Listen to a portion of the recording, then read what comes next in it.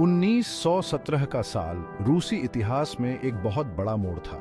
ये क्रांति का साल था जिसने देश की दिशा हमेशा के लिए बदल दी। 300 साल से ज्यादा समय से राज कर रहा रोमानोव राजवंश, जो कभी अडिग लगता था, सामाजिक अशांति, आर्थिक असमानता और पहले विश्व युद्ध के विनाशकारी प्रभाव के बोझ के नीचे दब गया। इस उथल पुथल भरे दौर में एक नहीं बल्कि दो क्रांतियां हुई। फरवरी क्रांति ने झारशाही को उखाड़ फेंका और आशा और अनिश्चितता का दौर शुरू हुआ। व्लादिमीर लेनिन की बोल्शेविक पार्टी के नेतृत्व में अक्टूबर क्रांति में अस्थायी सरकार का तख्ता पलट गया और दुनिया का पहला समाजवादी राज्य स्थापित हुआ।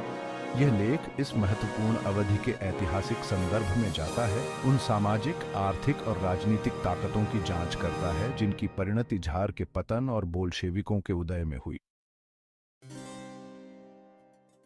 रूसी क्रांति को समझने के लिए सबसे पहले रोमानोव राजवंश के तहत झारशाही शासन की प्रकृति को समझना होगा। 1613 में मिखाइल रोमानोव के सिंहासन पर बैठने के बाद से रूस पर एक निरंकुश प्रणाली द्वारा शासन किया जाता रहा था, जिसमें झार के पास पूर्ण शक्ति थी। झार न केवल राज्य का मुखिया था बल्कि सर्वोच्च शासक भी था, जो केवल भगवान के प्रति जवाबदेह था। शासन की इस प्रणाली में राजनीतिक असंतोष या लोकप्रिय भागीदारी के लिए बहुत कम जगह थी। रोमानोव जार विस्तार और आधुनिकीकरण की अवधि की अध्यक्षता करते हुए अक्सर राजनीतिक सुधार के प्रतिरोधी थे। 20वीं सदी की शुरुआत तक रूसी समाज आर्थिक और सामाजिक रेखाओं के आधार पर गहराई से विभाजित था।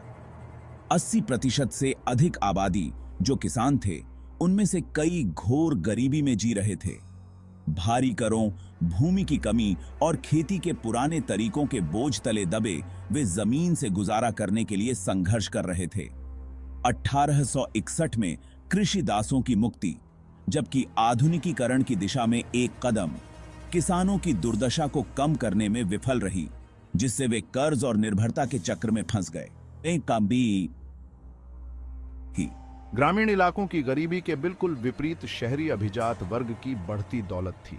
औद्योगिकरण के विकास ने आर्थिक प्रगति लाने के साथ साथ शहरी श्रमिकों के एक नए वर्ग का भी निर्माण किया, जो कठोर काम करने की परिस्थितियों, कम मजदूरी और अपर्याप्त आवास का सामना कर रहे थे। 1914 का साल रूस को आर्थिक संकट के कगार पर ले आया। हालांकि देश ने 19वीं सदी के अंत और 20वीं सदी की शुरुआत में महत्वपूर्ण औद्योगिक विकास का अनुभव किया था, लेकिन यह प्रगति असमान रूप से वितरित थी और सामाजिक कीमत पर आई थी। कारखाने के श्रमिक लंबे समय तक काम करने, खतरनाकित परिस्थितियों और कम वेतन को सहते हुए अपने जीवन से असंतुष्ट होते जा रहे थे। तेजी से बढ़ते शहरी केंद्रों में पर्याप्त आवास, स्वच्छता और स्वास्थ्य सेवा की कमी ने उनकी दुर्दशा को और बढ़ा दिया। हड़तालें और श्रमिक अशांति आम होती जा रही थी, क्योंकि श्रमिक बेहतर वेतन, काम करने की बेहतर परिस्थितियों और यूनियन बनाने के अधिकार की मांग कर रहे थे। कृषि दासों की मुक्ति के बावजूद भूमि का स्वामित्व कुलीनों और चर्च के हाथों में केंद्रित रहा। भाग 5, समाजवाद का उदय। झारशाही शासन को चुनौती। झारशाही रूस की सामाजिक और आर्थिक असमानताओं ने समाजवादी विचारधाराओं के उदय के लिए उपजाऊ जमीन प्रदान की। कार्ल मार्क्स और फ्रेडरिक एंगेल्स के लेखन से प्रेरित होकर, जिन्होंने पूंजीवाद को उखाड़ फेंकने और एक वर्गहीन समाज की स्थापना का आह्वान किया था, बढ़ती संख्या में रूसी लोगों ने जारशाही शासन की वैधता पर सवाल उठाना शुरू कर दिया। श्रमिकों के अधिकारों, सामाजिक न्याय और राजनीतिक सुधार की वकालत करने वाली समाजवादी पार्टियां बदलाव के लिए एक शक्तिशाली शक्ति के रूप में उभरी। इनमें 1898 में स्थापित रूसी सोशल डेमोक्रेटिक लेबर पार्टी ने क्रांतिकारी आंदोलन को आकार देने में महत्वपूर्ण भूमिका निभाई। अधिक कट्टरपंथी और क्रांतिकारी दृष्टिकोण की वकालत करने वाले बोल्शेविकों का मानना था कि पेशेवर क्रांतिकारियों की एक छोटी, अत्यधिक अनुशासित पार्टी सत्ता पर कब्जा कर सकती है और सर्वहारा वर्ग को समाजवाद की ओर ले जा सकती है। भाग 6, 1905 की क्रांति आने वाली घटनाओं की एक झलक। 1905 का वर्ष झारशाही निरंकुशता के खिलाफ संघर्ष में एक महत्वपूर्ण मोड़ था। 1904 से 1905 के रूस जापानी युद्ध में रूस की अपमानजनक हार से शुरू हुई सामाजिक और राजनीतिक अशांति की लहर ने रोमानोव शासन की नींव हिला दी। 21 जनवरी 1905 को, जिसे खूनी रविवार के रूप में जाना जाता है, सेंट पीटर्सबर्ग में श्रमिकों के एक शांतिपूर्ण प्रदर्शन पर, जिसका नेतृत्व जॉर्जी गैपोन नामक एक पादरी कर रहे थे, झारशाही सैनिकों ने गोलियां छाला दी, जिसमें सैकड़ों लोग मारे गए। इस घटना ने पूरे साम्राज्य में हड़तालों, किसान विद्रोहों और विद्रोहों की लहर दिला दी। बढ़ते दबाव का सामना करते हुए झार निकोलस द्वितीय ने अक्टूबर घोषणा पत्र जारी किया, जिसमें विधायी शक्तियों के साथ एक ड्यूमा या संसद की स्थापना सहित सीमित राजनीतिक सुधारों का वादा किया गया था। भाग 7 महान युद्ध क्रांति के लिए एक उत्प्रेरक। 1914 में प्रथम विश्व युद्ध का फैलना रूस में क्रांति के लिए एक उत्प्रेरक साबित हुआ। शुरुआत में युद्ध ने देशभक्ति के उत्साह को जन्म दिया, एक सामान्य कारण में सामाजिक स्पेक्ट्रम में रूसियों को एकजुट किया। हालांकि यह शुरुआती उत्साह जल्द ही कम हो गया, क्योंकि युद्ध लंबा खिंचता गया, जिससे झारशाही शासन की कमियां उजागर हुईं और देश की मौजूदा सामाजिक और आर्थिक समस्याएं बढ़ गईं। आधुनिक युद्ध के लिए रूस की तैयारी जल्दी ही स्पष्ट हो गई। रूसी सेना साजो सामान की समस्याओं, अपर्याप्त उपकरणों और खराब नेतृत्व से त्रस्त बेहतर ढंग से सुसज्जित जर्मन और ऑस्ट्रो हंगेरियन सेनाओं के खिलाफ भारी नुकसान का सामना करना पड़ा। युद्ध के प्रयासों ने रूसी अर्थव्यवस्था पर भारी दबाव डाला, जिससे भोजन की कमी, अनियंत्रित मुद्रास्फीति और व्यापक कठिनाई हुई, खासकर शहरी केंद्रों में।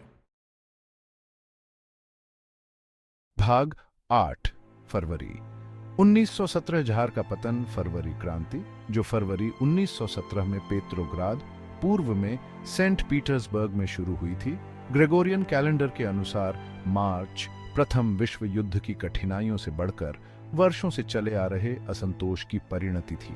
क्रांति कई कारकों के संयोजन से भड़की, जिसमें भोजन की कमी, आर्थिक अस्थिरता और युद्ध को लेकर झार के रवैये पर बढ़ता जनता का गुस्सा शामिल था। 23 फरवरी 8 मार्च को अंतर्राष्ट्रीय महिला दिवस पर पेत्रोग्राद में महिला कपड़ा श्रमिकों ने भोजन की कमी और रोटी की बढ़ती कीमतों के विरोध में अपनी नौकरी छोड़ दी।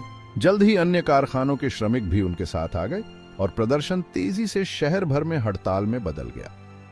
झारशाही शासन, उसका अधिकार खत्म हो रहा था, व्यवस्था बहाल करने में असमर्थ साबित हुआ। भाग 9 अस्थायी सरकार। एक अस्थायी राहत जैसे ही झारशाही शासन पतन के कगार पर था। ड्यूमा के उदार और उदारवादी समाजवादी सदस्यों के एक समूह ने अस्थायी सरकार का गठन किया, इस उम्मीद में कि व्यवस्था बहाल होगी और शासन की एक अधिक लोकतांत्रिक प्रणाली स्थापित होगी। एक उदार अभिजात प्रिंस जॉर्जी लवोव और बाद में एक उदारवादी समाजवादी अलेक्जेंडर केरेंस्की के नेतृत्व में अनंतिम सरकार ने नागरिक स्वतंत्रता, सार्वभौमिक मताधिकार और प्रथम विश्व युद्ध में रूस की भागीदारी को समाप्त करने सहित कई सुधारों को लागू करने का वादा किया। हालांकि अस्थायी सरकार को शुरू से ही कठिन लड़ाई का सामना करना पड़ा। पेत्रोग्राद सोवियत, जो क्रांति के दौरान एक शक्तिशाली ताकत के रूप में उभरा था, ने इसकी वैधता को चुनौती दी थी। प्रथम विश्व युद्ध में रूस की भागीदारी को जारी रखने का अनंतिम सरकार का निर्णय एक घातक भूल साबित हुआ। भाग 10 अक्टूबर क्रांति। बोल्शेविकों ने सत्ता पर कब्जा कर लिया। व्लादिमीर लेनिन और बोल्शेविकों द्वारा रची गई अक्टूबर क्रांति ने रूसी इतिहास में एक निर्णायक मोड़ ला दिया। लेनिन अप्रैल 1917 में निर्वासन से लौटकर ने तुरंत एक समाजवादी क्रांति का आह्वान किया था, यह तर्क देते हुए कि सर्वहारा वर्ग के लिए सत्ता पर कब्जा करने का समय आ गया है। बोल्शेविकों ने अनंतिम सरकार की कमजोरी और बढ़ते हुए लोकप्रिय असंतोष का फायदा उठाते हुए अपनी शक्ति को मजबूत करना शुरू कर दिया। सेना में घुसपैठ की और पेत्रोग्राद के श्रमिकों और सैनिकों के बीच समर्थन हासिल किया। 24-25 अक्टूबर की रात को 6-7 नवंबर को लियोन ट्रॉट्स्की के नेतृत्व में बोल्शेविकों ने एक साहसी तख्तापलट किया। बोल्शेविकों ने बहुत कम रक्तपात के साथ राजधानी पर नियंत्रण कर लिया था। उन्होंने सोवियत सरकार की स्थापना की घोषणा की, जो रूस के लिए एक नए युग की शुरुआत थी। भाग 11 क्रांति की विरासत। रूस के लिए एक नया युग। अक्टूबर क्रांति ने पूरे रूस और दुनिया में आघात की लहरें भेज दी। क्रांतिकारी उथल पुथल और वैचारिक संघर्ष के एक नए युग की शुरुआत की। बोल्शेविकों ने सत्ता पर कब्जा कर लिया। अपने शासन को मजबूत करने और अपने कट्टरपंथी एजेंडे को लागू करने के लिए तेजी से कदम बढ़ाए। उन्होंने उद्योगों का राष्ट्रीयकरण किया, कुलीनों और चर्च से भूमि जब्त की और कम्युनिस्ट पार्टी के नियंत्रण में एक दलीय राज्य की स्थापना की रूसी गृह युद्ध 1917 से 1922 तक बोल्शेविक लाल सेना और बोल्शेविक विरोधी श्वेत सेना के बीच एक क्रूर संघर्ष ने नए शासन के लचीलापन का परीक्षण किया।